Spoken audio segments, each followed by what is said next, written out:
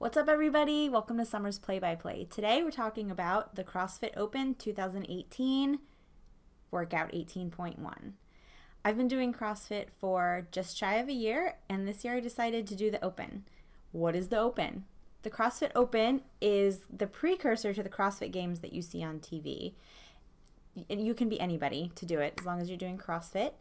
It is the largest single sporting event in the entire wide world. This year, 400,000 people plus are doing the Open, which is really, really amazing. So I'm excited to be one of those people. This year, 18.1, which is the first workout in the CrossFit Open, was, because it's still going on right now, an AMRAP 20. If you're not familiar with CrossFit lingo, AMRAP is as many reps as possible for 20 minutes. That's what the 20 means. So this year, it was an AMRAP 20 of 8 toes to bar, 10 clean and jerks with a dumbbell, and a 12-calorie row for women and a 14-calorie row for men. That is what they call the prescribed workout. So for those of you who aren't familiar with CrossFit, prescribed is you do it as written, which means toes to bar, and then 35-pound weight for women and a 50-pound weight for men. CrossFit is also super cool in that you don't have to be super fit to do it to start. It will make you super fit. But if you can't do the prescribed workout, there are always scales that give you, the athlete, the same workout that people who are super fit are doing. So for me, I did the scaled workout. Instead of toes to bar, I did knees above the hip crease. So I was still hanging from the bar and got that stimulus, but my knees had to just break the crease of my hips. 10 clean and jerks with a 20-pound dumbbell. And then at the 12-calorie row, that stays the same for everybody. For men, it was the 8 knees to hip crease, and then 10 clean and jerks with I believe a 35-pound dumbbell was the scale for men. So those are the scales. I did it last night. I thought it was going to be relatively easy because I do CrossFit on a regular basis, 4 to 5 days a week.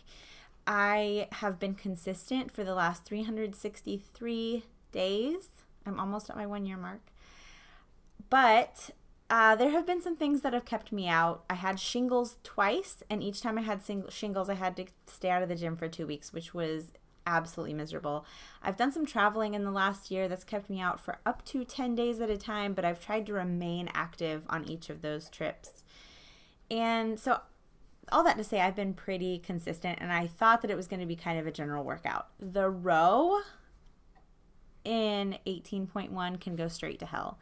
That was by far the absolute worst part of this workout.